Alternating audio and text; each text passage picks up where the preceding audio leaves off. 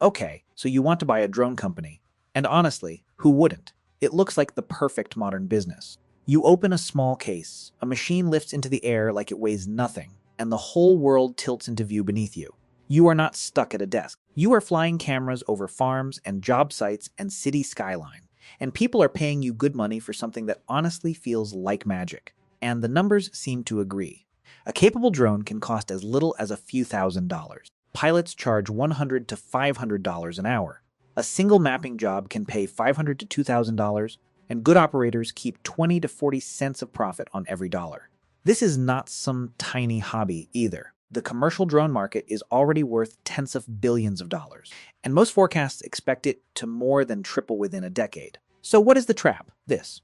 The exact same machine that makes you feel like a wizard can be bought by anyone for the same price at the same store. Around 70 to 90% of the world's drones are made by a single company. Your competitor is holding the identical drone in the identical case. And that company, the one your whole business would quietly depend on, is right now being pushed toward a ban in the United States. And the ground is shifting under everyone. The rules cap how high and how far you are allowed to fly. New pilots flood in every single month with the same cheap gear and the same license, and they compete on the only thing left, which is price. Most drone businesses that launch this year will begun within a couple of years. So no, a drone company is not a get-paid-to-fly machine. It is a crowded, rule-bound service business sitting on top of a supplier that a single new law could take away. And yet, some drone owners get genuinely rich. Because the ones who win figured out one quiet secret. A drone company was never really selling flight. By the end of this video, you will understand what it is actually selling, why the machine that does all the work is the least important part of the business, and why the word drone itself is a warning about exactly what happens to most people who try this, because the flight was never the product. And to understand that warning, we have to start with a bee. So before we touch a single dollar, let us talk about that bee, because it quietly explains this entire business. A drone, in nature, is a male honeybee. And the male honeybee is a strange little creature.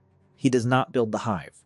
He does not gather the nectar. He does not even feed himself. He exists for one single purpose, to serve the queen. And when the season turns and he is no longer useful, the hive pushes him out to die. Hold on to that image, because it is going to matter more than any number in this video. So how did a male bee end up naming a multi-billion-dollar industry? Go back to the 1930s. The British military built a small, radio-controlled aircraft to use as target practice, a machine built to be shot at so real pilots could train. They called it the Queen Bee. And the pilots flying alongside these buzzing little targets started calling them drones. The name stuck, and it never let go. For the next 70 years, the drone stayed a weapon. Target practice became surveillance. Surveillance became the predator. From the very beginning, the drone was born for one reason: to see and to reach where a human could not go, and to do it without risking a human. And then, around 2006, everything changed in the least likely place on Earth. A university student named Frank Wang, obsessed since childhood with flying machines, started a tiny company out of a workspace in Shenzhen, China. He called it DJI. And within about 15 years, that dorm room project would come to control the majority of every drone flying on the planet. Wang did something the military never did. He took the God's eye view, the most powerful perspective in human history, shrank it down, made it cheap, and slid it into a backpack that anyone could carry. He handed the sky to ordinary people, but never forget how a hive actually works. There is one queen and there are many drones. The queen holds all the power. The drones do the work, and then they are replaced. So as we walk through this business, keep asking yourself one simple question. In this industry, are you the queen or are you the drone? Because the answer decides everything. And to see why, we have to look at what you would actually be buying. So what are you really buying when you buy a drone company? Most people think they are buying a technology business. They are not. You're buying a camera that flies and a license to fly. That is the whole physical business sitting in a case on your kitchen table. And the good news is real. Getting in is cheap compared to almost anything else. If you want to do real estate and photography, you can start for around $2,500 to $10,000. If you want to do mapping or industrial inspection, you are looking at roughly $8,000 to $25,000 for the drone, the sensors, and the software.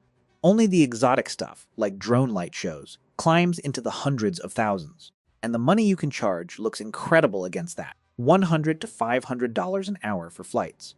10 to $20 an acre for farm map, $500 to $2,000 for a single mapped site, gross margins of 50 to 70%, and net margins of 20 to 40% it is run well.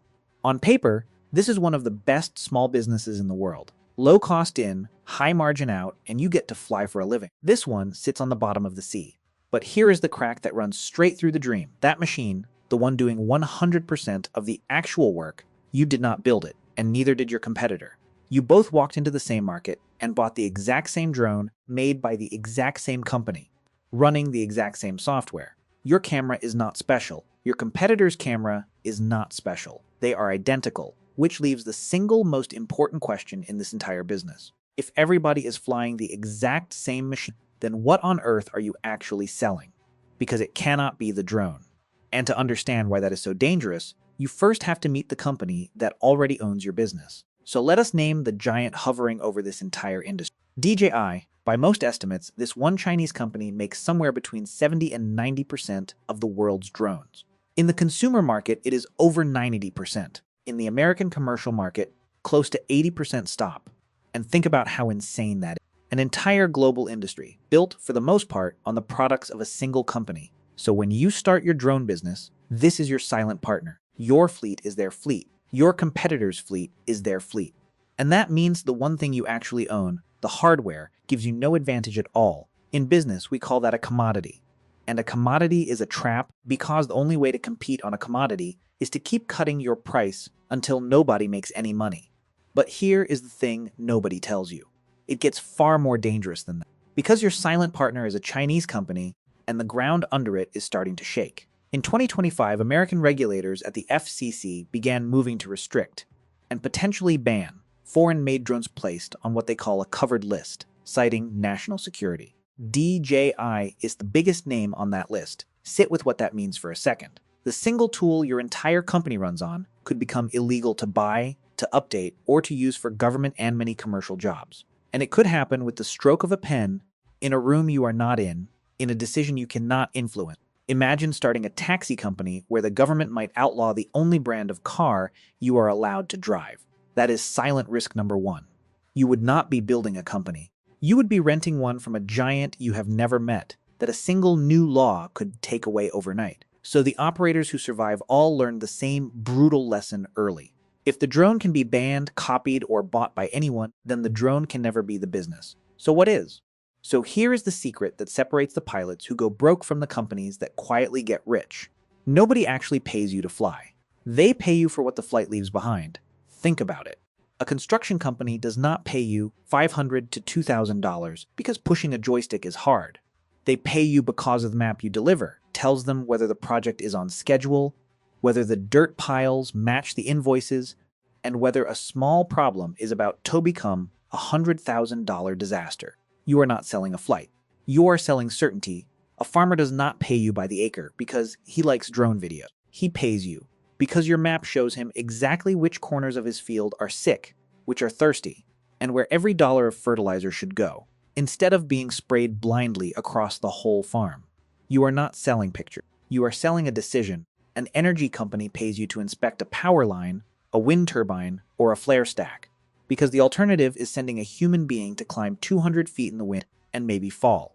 And look at the math that client is running. An inspection that once took a full crew an entire day, a crane, and a dangerous climb can now take one pilot about 20 minutes. You are not selling footage. You are selling a life that did not have to be risked, faster and cheaper by an order of magnitude. Do you see the shift? The flight is just the delivery truck. The product is data, the answer, the decision. And here is the part that turns a struggling pilot into an actual company. A photo is a one-time sale, but a decision can be sold again and again and again. A construction site needs a fresh map every single month.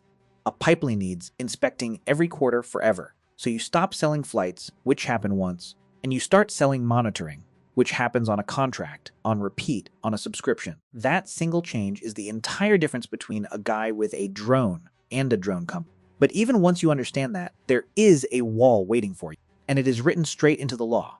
So before you can charge a single dollar, the United States government has a rule. To fly a drone for money, you must earn a remote pilot certificate from the Federal Aviation Administration under a rule known as Part 107. It is not hard to get, and hold on to that because it becomes a problem later. But without it, every paid flight you make is illegal. And once you have it, the rules quietly build a box around your whole business. Your drone must weigh under 55 pounds. You generally cannot fly above 400 feet. You are limited in flying over people and at night, without special permission. And then comes the big one. The rule that secretly caps how much money you can ever make. You must keep the drone within your visual line of sight. That means you have to be able to see your aircraft with your own eyes the entire time it is in the air. No binoculars. No flying it over the horizon from your couch. Think about what that does to your business. If you can only fly what you can see, then one pilot can only ever cover a small circle of ground. You cannot inspect 100 miles of pipeline from a desk. You cannot run a fleet of delivery drones across a city. Your income is chained to your own eyeballs. The holy grail, the thing every serious player is chasing, is called flying beyond visual line of sight. Flying drones for miles you cannot see from a control room at scale. Whoever unlocks that unlocks deliveries, long-range inspection, and a genuine fortune. And in 2025, the FAA finally started opening that door with a proposed new rule, which is exactly where reasonable people start to argue. Some say THESA rules are the only thing keeping our crowded skies safe. Others say they are quietly strangling small operators to protect the big players. And the strange truth is, both sides can point at the same sky, and both sound completely right.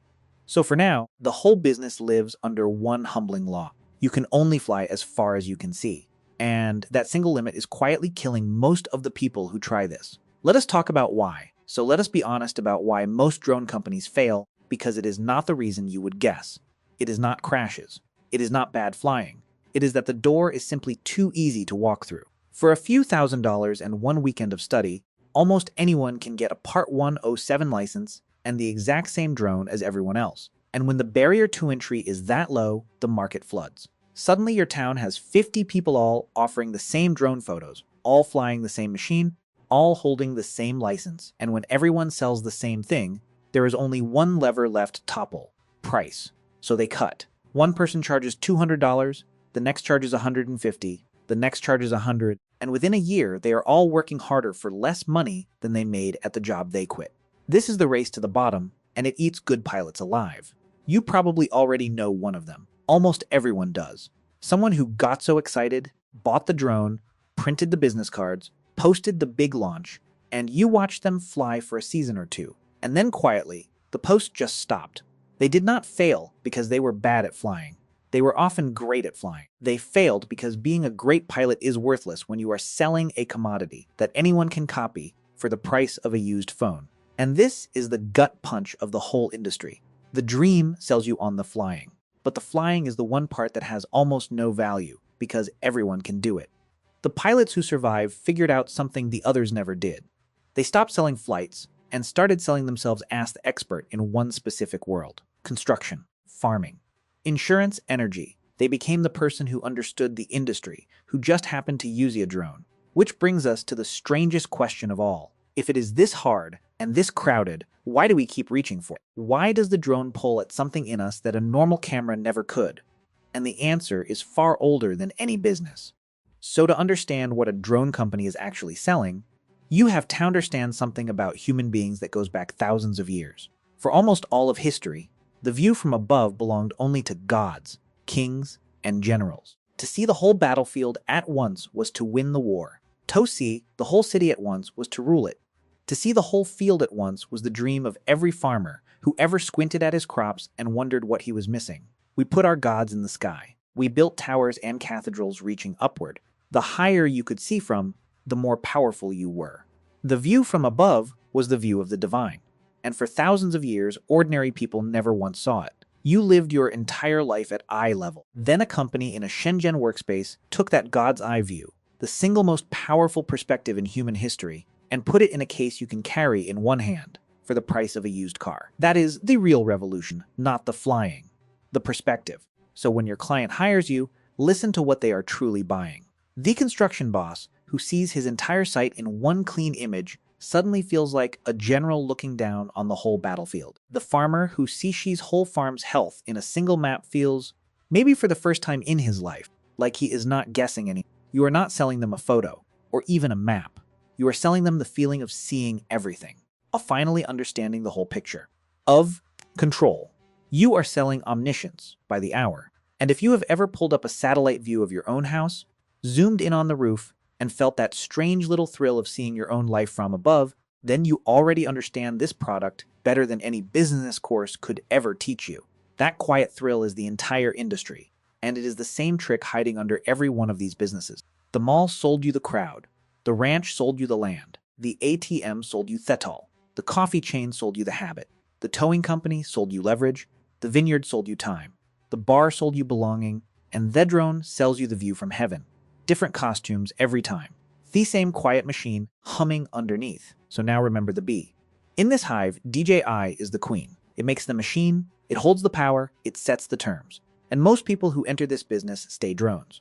Worker bees who only know how to fly, selling the one thing everyone else is also selling until the market pushes them out. The few who get rich stop being drones. They own the data. They own the contracts. They own the answers. They build a tiny kingdom in one industry. And in that small patch of sky, they finally become the queen. Which leaves the only question that really matters. Knowing all of this, should you actually do it? So, after all of that, should you actually start a drone company? Let us be brutally honest, because this is more demanding than the dream ever admits. First, be clear about what it is not. It is not a passive technology empire. It is not simply getting paid to fly. It is a service business with almost no barrier to entry, boxed in by regulation, sitting on top of a supplier easing a law could take away, in a market racing itself to the bottom on price.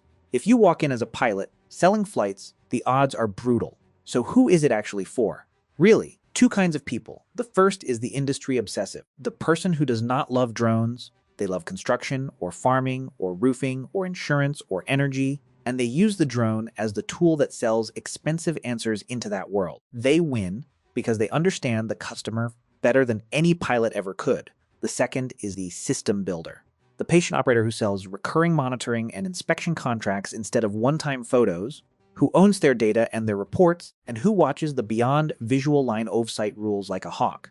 Because they know that when that door fully opens, the next great fortune in this industry gets made. And who is it not for? The person in love with flying. The one chasing the fantasy of getting paid to pilot a cool machine. Because flying is the on part that anyone can copy, and the market has already priced it at almost nothing. So if you do it like this. Do not fall in love with the drone, fall in love with an industry. Get your Part 107, but spend 10 times more energy learning that industry than learning the aircraft. Pick on a narrow lane and go deep instead of wide. Sell recurring contracts, not one-off photos. Own your data and your reports, because that is the real product. And keep one eye on the rules, because the sky is about to get much bigger. There are two people watching this right now. One of you is quietly more excited than before, already picturing the exact niche you would own. The other just understood why the drone dream that looked so easy quietly breaks so many people. You are both looking at the exact same industry. You are just standing on different sides of the camera. So here is where we end up. You wanted to buy a drone company. You pictured the open case, the machinerizing into the sky, the whole world tilting into view beneath you, and the checks rolling in for something that felt like magic. And that picture is real, and it is wonderful. But by now you know it was never really the business. The flight was just the costume. The real business was the data, the answers, the recurring contracts, the quiet expertise that turns a flying camera into a decision someone will pay for every single month.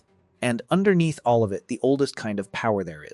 The view from above, the one that used to belong only to God's ankings, now humming in a backpack you can buy for the price of a used car. And remember the B. The people who only fly are the drones. Easy to replace, racing each other to the bottom, pushed out when the season turns. The ones who own the data, the contracts, this one sits on the bottom of the sea. And the answers are the queen of their own small sky. So the next time you see one of those little machines hanging silently in the air, do not look at the drone. Look at the person on the ground holding the controller, because they are not really filming the world. This one sits on the bottom of the sea. They are selling the view from heaven. And they are deciding the only thing that ever mattered in this business, whether they are going to be the drone or the queen.